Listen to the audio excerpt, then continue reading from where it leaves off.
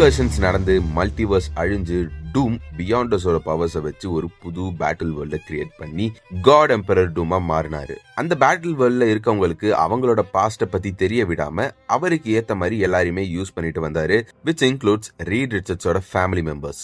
Earth 616 and 1610ல இருந்து ஒரு சில super heroes and super villains அந்த இன்கர்ஷன்ஸ்ல இருந்து தப்பிச்சு பேட்டில் வேர்ல்டுக்கு வந்துடுறாங்க. பட் அவங்களுக்கு டூம் பத்தின உண்மைகள் அண்ட் அவங்களோட பாஸ்ட் எல்லாமே ஞாபகம் இருக்கு. அதுதான் இப்ப டூமுக்கு ஒரு பெரிய பிரச்சனை. டூம் அவங்களையும் தன்னோட கண்ட்ரோலுக்கு கொண்டு வரணும் அப்படின்ற ஒரு முயற்சியில ஈடுபடும் போது சைக்ளாப்ஸ் டூமோட கையால இறந்துடுறாரு.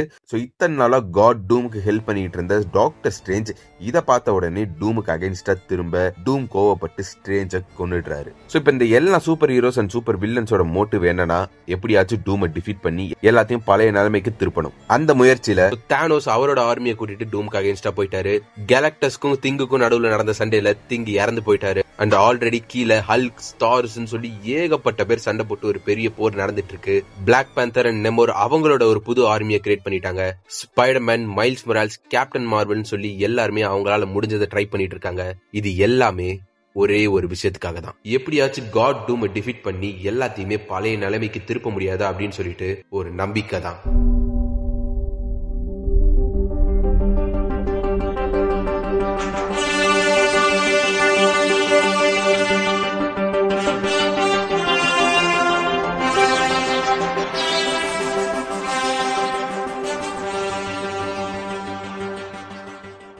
தானோஸ் டூம் ஸ்டாட்டுக்கு வந்ததை பார்த்த காட் டூம் இதுக்கு மேல வேடிக்கை பார்த்துட்டு இருந்தா வேலைக்கு ஆகாது அப்படின்னு சொல்லிட்டு அவரே சம்பவ இடத்துக்கு போறாரு. இப்போ கேஸ்டல் டூமை விட்டு காட் டூம் வெளியே வந்துடுறாரு. ஒன்ஸ் காட் டூம் அந்த இடத்தை விட்டு போனதுக்கு அப்புறம் வெலீரியா சூசன் ஸ்டார்ம் கிட்ட இத்தனை வருஷமா நீங்க டூமை பத்தி நினைச்சிட்டு இருந்ததுலாம் உண்மை கிடையாது, உங்களோட பொண்ணு நான் சொல்றேன், என்ன நம்பி என் பின்னாடி வாங்க, அப்பதான் நம்மளால உயிரோட தப்பிக்க முடியும் அப்படின்னு சொல்லிட்டு இந்த இடத்துல இருக்கிறது நமக்கு சேஃப் இல்ல அப்படின்னு சொல்லிட்டு வெலீரியா சூசன் ஸ்டார்மை கூட்டிக்கிட்டு அந்த கேஸ்டல் விட்டு வெளியே வராங்க. ஒன்ஸ் சூசன் ஸ்டார்ம் அண்ட் வெலீரியா அந்த கேஸ்டல் விட்டு கொஞ்சம் தள்ளி வந்ததுக்கு அப்புறம் அந்த கேஸ்டல் வெடிஞ்சு அப்படியே உடஞ்சு கீழே விழுது. இதை யாரு பண்ண, எப்படி இந்த கேஸ்டல் திடீர்னு உடஞ்சு கீழே விழுது அப்படின்ற மாதிரி கேட்டீங்க அப்படின்னா அதுக்கான பதில் இன்னும் கொஞ்ச நேரம் கழிச்சு தான் தெரிய வரும். மீன்வைல் தானோஸ் காட் டூம் முன்னாடி போய் இப்ப நிக்கிறாரு. தானோஸ், உன்னை இந்த இடத்துல நான் எதிர்பார்க்கவே இல்ல. டெட்லேண்ட்ஸ்ல இருந்து ஆர்மியை திரட்டிட்டு வந்திருக்கின்றது நல்லாவே தெரியுது. இந்த டெட்லேண்ட்ஸோட ராஜாவா நீ மாறணுமா? நானே உன்னை ராஜாவா மாத்துறேன். ஆனா அதுக்கு முன்னாடி ஏன் முன்னாடி நீ மண்டியிடணும். நீ என்ன ராஜாவா மாத்திரியா? என்னும் இன்ஃபினிட்டி காட்லெட் இருக்கும் போது நானும் ஒரு கட்டத்துல கடவுளா இருந்தவன்றத மறந்துட்டியா? உன்கிட்டதான் இப்ப அந்த இன்ஃபினிட்டி காட்லெட் இல்லையே. உண்மைதான், ஆனா உன்னை தோக்கடிக்கிறதுக்கு எனக்கு அது தேவையில்லை. ஏன்னா என் பேரு தானோஸ்.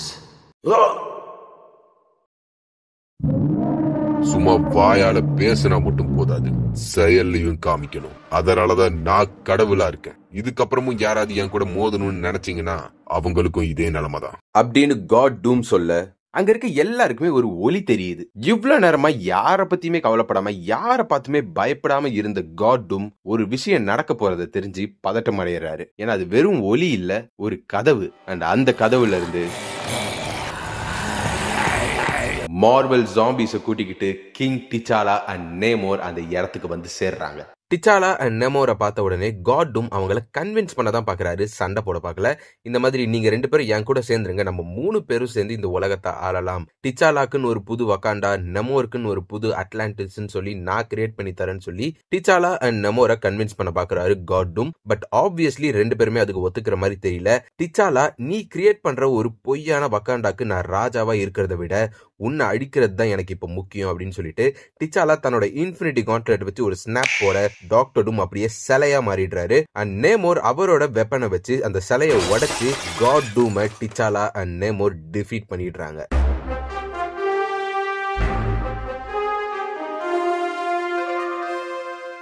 அவ்வளோ ஈஸியா காட் டூமை கொல்ல முடியும்னு நினைக்கிறீங்களா? நெவர். சோ அழிஞ்சு போன காட் டூம் திரும்பவும் ரீஜெனரேட் ஆகி அசால்ட்டா வந்து நின்னு அவரோட பவர்ஸை டிச்சாலா அண்ட் நெமோருக்கு அகைன்ஸ்டா யூஸ் பண்ண டிச்சாலா தாங்கிட்ட இருக்க பவர் ஸ்டோனை வச்சு ஈஸியாவே அதை தடுத்துடுறாரு. பட் நெமோரை அவரால் காப்பாற்ற முடியல. நெமோர் இறந்து போயிடுறாரு. சோ இவ்வளவு நேரமா யாராலையுமே கிட்ட கூட நெருங்க முடியாத அளவுக்கு ஓவர் பவர்டா இருந்த டூமை எதிர்த்து சரி சமமா நின்னு சண்டை போட ஆரம்பிக்கிறாரு டிச்சாலா. ரொம்ப நேரத்துக்கு நீடிக்குது இவங்க ரெண்டு பேருக்கும் நடுவுல இருக்க சண்டை. அண்ட் ஆப்வியஸ்லி நமக்கு தெரியும் என்னதான் டிச்சாலா வந்து இன்ஃபினிட்டி ஸ்டோன்ஸ் கிடைச்சதுனால ஓவர் பவர்டா மாறி இருந்தாலும் காட் டூம் கிட்ட பியாண்டஸோட பவர்ஸ் இருக்கு. சோ ரொம்ப நேரம் கழிச்சு எப்படியோ ஒரு வழியா டூம் டிச்சாலாவை சமாளிச்சிடுறாரு. உன்னால என்ன கொல்ல முடியாது டிச்சாலா அப்படின்னு சொல்லிட்டு டூம் சொல்ல டிச்சாலா அங்கதான் ஒரு பெரிய ட்விஸ்ட கொடுக்குறாரு. சோ இவ்வளவு நேரமா டிச்சாலா வந்து டூம் கூட சண்டை போட்டது அவரை கொல்றதுக்காகவோ இல்லைன்னா அவரை அழிக்கிறதுக்காகவோ கிடையாது.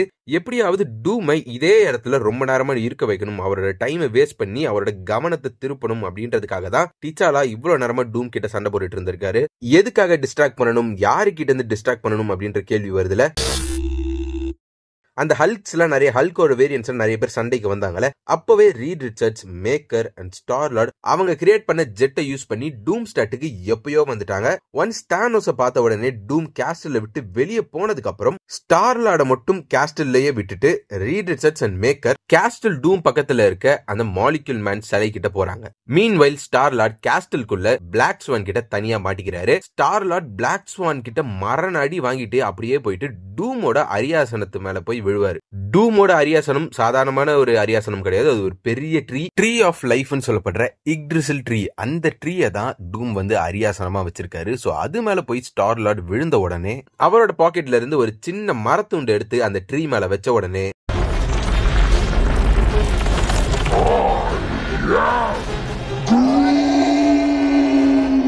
குரூட் அந்த கேஸ்டல் உடைச்சுக்கிட்டு வெளியே வராரு. இதனாலதான் அந்த கேஸ்டல் உடஞ்சு விழுந்துச்சு. அண்ட் வெளியே வந்த வெலீரியா அண்ட் சூசன் ஸ்டார்ம் மாலிக்யூல் மேனோட சிலை கிட்ட ரீட் ரிச்சர்ட்ஸ் அண்ட் மேக்கரை பாக்குறாங்க. சூசன் ஸ்டார்ம் ரீட் ரிச்சர்ட்ஸ் பார்த்த உடனே உன்னை எனக்கு தெரியும், உன்னை எங்கேயோ நான் பாத்திருக்கேன் அப்படின்னு சொல்லிட்டு அந்த ஹாலோகிராம்ல பார்த்ததுனால ஞாபகப்படுத்தி நீ தானே ஸ்ட்ரேஞ்ச கொன்னது அப்படின்னு சொல்லி சூசன் ஸ்டார்ம் சொல்ல ரீட் ரிச்சர்ட்ஸ் ஸ்ட்ரேஞ்ச கொன்னது நான் இல்ல டூம் தான் அப்படின்னு சொல்லி இவங்க வாழ்ந்துட்டு இருக்க வாழ்க்கை ஒரு பொய்யான வாழ்க்கை, அவங்களுக்குன்னு இதுக்கு முன்னாடி வேற ஒரு வாழ்க்கை இருந்துச்சு அப்படின்னு சொல்லிட்டு எல்லா உண்மைகளையும் டூமை பத்தின எல்லா உண்மைகளையும் அவங்க கிட்ட சொல்றாரு. ஆனா அவர் தான் அவங்களோட ஹஸ்பண்ட், இவங்க எல்லாருமே ஒரே ஃபேமிலி அப்படின்ற ஒரு விஷயத்த அவங்க கிட்ட சொல்லாம மறைச்சிடுறாரு.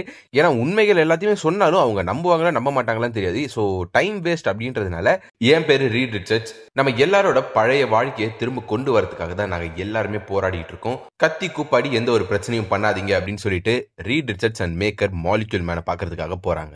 உள்ள போனதுக்கு அப்புறம் இந்த மேக்கர் பயவுள்ள ரீட் ரிச்சர்ட்ஸை பிட்ரே பண்ணி ஒரு கேப்சூலுக்குள்ள போட்டு அடைச்சிடுறான். எதுக்காகனா வேற ஒன்னும் இல்ல, அந்த பியாண்டஸோட பவர்ஸ் அவர் எடுத்துக்கிட்டு டூமை டிஃபீட் பண்ணிட்டு பேட்டில் வேர்ல்டோட காடா ஆகணும் அப்படின்னு சொல்லிட்டு தான் மேக்கர் பாத்திருக்காரு போல இருக்கு. பட் அதுக்கு கொஞ்சம் கூட இடம் கொடுக்காம மாலிக்யூல் மேன் மேக்கரை துண்டு துண்டா போட்டு தள்ளிடுறாரு. சோ இது எல்லாமே டிச்சாலா அண்ட் டூமுக்கு நடந்த சண்டைக்கு நடுவுல நடந்த சம்பவங்கள். சோ இது எல்லாத்தையுமே தெரிஞ்சுக்கிட்ட காட் டூம் உடனே டெலிபோர்ட் ஆகி மாலிக்யூல் மேன் கிட்ட அவரும் வந்துடுறாரு. ரீட் ரிச்சர்ட்ஸை பார்த்த உடனே அவனை கொன்னுடலாம் அப்படின்னு சொல்லிட்டு ரீட் ரிச்சர்ட்ஸ்க்கு அகைன்ஸ்டா அவரோட பவர்ஸை யூஸ் பண்ணும்போது ரீட் ரிச்சர்ட்ஸ்க்கு எதுவுமே ஆகல. பிகாஸ் மாலிக்யூல் மேன் ரீட் ரிச்சர்ட்ஸ்க்கும் டூமுக்கும் ஈக்குவல் பவர்ஸா இருக்க மாதிரி மாத்தி விட்டுறாரு. ஏன் அவர் ரெண்டு பேருக்கும் நடுவுல பவர்ஸை ஈக்குவலா மாத்தி விட்டாரு அப்படின்னு கேட்டீங்கன்னா, ரீட் ரிச்சர்ட்ஸும் அவர் சாப்பிடறதுக்கு எதுவுமே கொண்டு வரல, காட் டூமும் அவர் சாப்பிடறதுக்கு எதுவும் கொண்டு வரல. சோ உங்க ரெண்டு பேருக்கும் நடுவுல எந்த ஒரு வித்தியாசமும் இல்ல அப்படின்னு சொல்லிட்டு ரெண்டு பேருக்குமே ஈக்குவலான பவர்ஸை கொடுத்துட்டு அடிச்சுட்டு சாவுங்கடா அப்படின்ற மாதிரி விட்டுட்டாரு. ஏன் சும்மா சும்மா மாலிக்யூல் மேன் யார் வந்தாலும் சாப்பிட ஏதாவது இருக்கா அப்படின்ற மாதிரி கேட்டுட்டு இருக்காருன்னு கேட்டீங்கன்னா, அதுக்கு பின்னாடி ஒரு விஷயம் இருக்கு. ஏன்னா இந்த மாலிக்யூல் மேன் பியாண்டஸ் டிஃபீட் பண்றதுக்கு முன்னாடி எல்லா மொத்த மல்டிவர்ஸ்ல இருந்த எல்லா மாலிக்யூல் மேனையும் சேர்த்து வச்சு தானே டிஃபீட் பண்ணிருப்பாங்க. சோ ஒரு மாலிக்யூல் மேனுக்குள்ள இன்ஃபினிட் அமௌண்ட் ஆஃப் மாலிக்யூல் மேனை அடக்கி வச்சா எப்படி இருக்குமோ அவங்களோட கேரக்டரிஸ்டிக்ஸ் எல்லாமே வந்துரும், அவங்களோட ஸ்ட்ரென்த் எல்லாமே வரும். சோ அந்த மாதிரி அந்த மொத்த எல்லா மாலிக்யூல் மேனோட பசி இந்த ஒரே ஒரு மாலிக்யூல் மேனுக்கு வந்துருது. அதனாலதான் அவரால் பசி தாங்க முடியாம யார் வந்தாலும் சாப்பிட ஏதாவது இருக்கான்னு கேட்டுட்டு இருக்காரு. அண்ட் ஆல்சோ பவர்ஸ் இப்படி ஈஸியா மாத்தி விட்டுட்டு இருக்க மாலிக்யூல் மேன் எதனால அவரே அந்த மொத்த பவர்ஸையும் வச்சுக்காம காட் டூமுக்கு எந்த பவர்ஸும் கொடுக்காம ஏன் அவரே அந்த பவர்ஸை யூஸ் பண்ணல அப்படின்ற மாதிரி கேட்டீங்கன்னா, அங்கதான் அவரோட ஒரு நெகட்டிவ் பாயிண்ட் இருக்கு. ஏன்னா மாலிக்யூல் மேன் அந்த மொத்த பியாண்டஸோட பவர்ஸையும் அவர்கிட்டயே வச்சுக்கிட்டாரு அப்படின்னா அந்த பவர்ஸுக்கு எந்த ஒரு யூஸ்மே இருக்காது. அவர் வந்து ஒரு சோர்ஸ், அந்த சோர்ஸை வந்து யாருன்னா யூஸ் பண்ணாதான் அது வந்து வேலிடா இருக்கும். ஒரு சோர்ஸே வந்து அந்த சோர்ஸை யூஸ் பண்ணிக்க முடியாது. சோ வந்து இந்த பியாண்டஸோட பவர்ஸை மாலிக்யூல் மேன் யூஸ் பண்ணணும், இல்லனா பியாண்டஸோட பவர்ஸை யூஸ் பண்ணணும் அப்படின்னா மாலிக்யூல் மேனுக்கு யாராவது ஒருத்தரோட உதவி தேவை. அந்த வகையில தான் அவர் வந்து இத்தனை நாளா காட் டூம் கிட்ட அந்த பியாண்டஸோட பவர்ஸை கொடுத்து அவர் இவ்வளவு ஓவர் பவரா மாத்தி வச்சிருந்திருக்காரு. பட் இப்ப ரீட் ரிச்சர்ட்ஸ் அவர் பார்த்த உடனே காட் டூமை விட ரீட் ரிச்சர்ட்ஸ்க்கு பொட்டன்ஷியல் நிறைய இருக்கு அப்படின்னு சொல்லிட்டு ரீட் ரிச்சர்ட்ஸ்க்கும் அந்த பவரை கொடுக்க பாக்குறாரு. At the same time God டூமும் இந்த பேட்டில் வேர்ல்ட்ல ஒரு சில நல்ல விஷயங்களும் பண்ணிருக்காரு அப்படின்றதுனால அவருக்கும் ஒரு சான்ஸ் இருக்கணும்னு சொல்லிட்டு ரெண்டு பேருக்குமே ஈக்குவல் பவர்ஸ் கொடுத்துட்டு கடைசியில எவன் அடிச்சுக்கிட்டு உயிரோட இருக்கீங்களோ அவனுக்கு இந்த பவர்ஸ் கொடுக்கலாம் அப்படின்ற மாதிரி மாலிக்யூல் மேன் முடிவு பண்ணிருக்காரு. ஏற்கனவே ரீட் ரிச்சர்ட்ஸ் அண்ட் விக்டர் வான் டூம்க்கு காலேஜ்ல இருந்தே ஒத்து வராது, ரெண்டு பேருமே அடிச்சுக்கிட்டே இருந்திருப்பாங்க அப்பத்துல இருந்தே. இப்ப பத்தாவதுக்கு ரெண்டு பேர் பக்கமும் அடிச்சுக்கிறதுக்கு இன்னும் பெரிய பெரிய காரணங்கள் இருக்கு. உதாரணத்துக்கு ரீட் ரிச்சர்ட்ஸ் பக்கம் விக்டர் வான் டூம் தன்னோட மொத்த ஃபேமிலியவே அவனோட ஃபேமிலியா மாத்தி வச்சுக்கிட்டு தன்னோட வாழ்க்கையவே கெடுத்துக்கிட்டு இருக்கான் அப்படின்னு சொல்லிட்டு ரீட் ரிச்சர்ட்ஸ்க்கு விக்டர் வான் டூம் மேல கோவம். விக்டர் வான் டூம்க்கு காலேஜ் டேஸ்ல இருந்து ரீட் ரிச்சர்ட்ஸ் எப்பவுமே ஒரு தடையா தான் இருந்துட்டு இருந்திருப்பாரு. விக்டர் வான் டூம் எந்த ஒரு தப்பான ஒரு விஷயம் பண்ணாலுமே அது எப்படின்னா ரீட் ரிச்சர்ட்ஸ் உள்ள வந்து தடுத்துருவாரு. அதே மாதிரிதான் இப்ப நான் அமைச்சுக்கிட்ட இந்த ஒரு வாழ்க்கை, அதாவது கடவுள் மாரி வாழ்ந்துட்டு இருந்த என்னை எவனுமே என்ன தொடக்கூட முடியாது அப்படின்னு நினைச்சு வாழ்ந்துட்டு இருந்தேன், எங்கேயோ இருந்து இதையும் தடுக்க பார்த்துட்டு இருக்கான் அப்படின்னு சொல்லிட்டு ரீட் ரிச்சர்ட்ஸ் மேல எப்பவுமே விக்டர் வான் டூம்க்கு ஒரு பர்சனல் வெஞ்சன்ஸ் இருந்துகிட்டே இருக்கும், கிட்டத்தட்ட ஒரு பொறாமையும் இருந்துகிட்டே இருக்கும். சோ அது எல்லாமே இப்போ உச்ச கட்டத்துக்கு ஏறி ரெண்டு பேருக்குமே கோவம் ரெண்டு பேருமே மாத்தி மாத்தி அடிச்சுக்க ஆரம்பிக்கிறாங்க.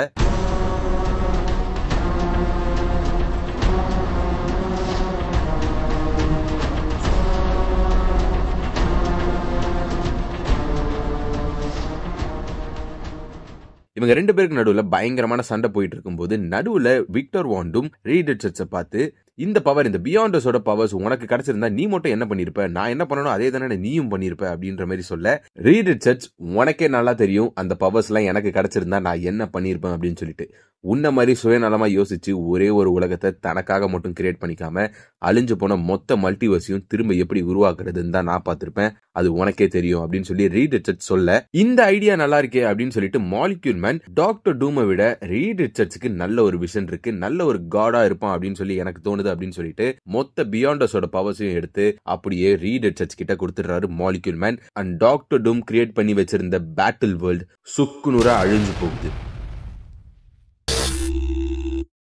மாலிக்யூல் மேன் கிட்ட இருந்து கிடைச்ச அந்த பியாண்டஸோட பவர்ஸை யூஸ் பண்ணி ரீட் ரிச்சர்ட்ஸ் ஒரு புது யூனிவர்ஸை கிரியேட் பண்ணிருக்காரு. அண்ட் அந்த யூனிவர்ஸ்ல இருக்க உலகத்தோட பேரு பிரைம் எர்த். சோ பழையபடி எல்லாருக்குமே அவங்களோட மெமரிஸ் திரும்ப வந்துருது. சோ இந்த பிரைம் எர்த்ல இருந்து பிராங்க்லின் ரிச்சர்ட்ஸோட ஹெல்ப் மூலமா ரீட் ரிச்சர்ட்ஸ் புது புது யூனிவர்ஸை கிரியேட் பண்ணிட்டு இருக்காரு. பிகாஸ் பேசிக்கலி பிராங்க்லின் ரிச்சர்ட்ஸால ஈஸியாவே பாக்கெட் யூனிவர்சஸ் கிரியேட் பண்ண முடியும். சோ அந்த மாதிரி யூனிவர்சஸ் கிரியேட் பண்ண வச்சு அந்த யூனிவர்சஸ் பியாண்டஸோட பவர்ஸை வச்சு வேற வேற இடத்துக்கு அனுப்பி வச்சிட்டு இருக்காரு. அண்ட் ஒவ்வொரு யூனிவர்ஸ்க்கும் ஒவ்வொரு மாலிக்யூல் மேல் இருக்க மாதிரி ஒரு புது மல்டிவர்ஸை கிரியேட் பண்றாங்க Reed Richards, Franklin Richards and Molecule Man. Spider Man, Black Panther, Captain Marvel இவங்கெல்லாம் எங்க போனாங்க அப்படின்ற மாதிரி ஒரு கேள்வி வந்துச்சுன்னா கவலைப்படாதீங்க, அவங்க எல்லாருமே இந்த யூனிவர்ஸ்ல இருக்காங்க, எல்லாருமே அவங்களோட பழைய வாழ்க்கைக்கு திரும்பிட்டாங்க, இன்க்ளூடிங் விக்டர் வான் டூம். எஸ், விக்டர் வான் டூமையும் ரீட் ரிச்சர்ட்ஸ் இந்த உலகத்துக்கு கொண்டு வந்திருக்காரு. டூமை சந்தோஷப்படுத்துற மாதிரி சின்ன வயசுல அவருக்கு ஏற்பட்ட தழும்பு, மூஞ்சில ஏற்பட்ட அந்த தீக்காயத்தை தன்னோட பவர்ஸ் வச்சு இல்லாத மாதிரி பண்ணி அவர் ஆசைப்பட்ட மாதிரி ஒரு வாழ்க்கையை லாட்வேரியால அமைச்சு கொடுத்திருக்காரு. சோ இது ரீட் ரிச்சர்ட்ஸோட வெற்றி மட்டும் இல்ல, இதுக்காக போராடின எல்லா சூப்பர் ஹீரோஸோட வெற்றி தான். அண்ட் இந்த சீரீஸை ஆரம்பத்துல இருந்து பார்த்து சப்போர்ட் பண்ணிட்டு இருந்த உங்களோட வெற்றி. Thanks for the support, keep supporting, by.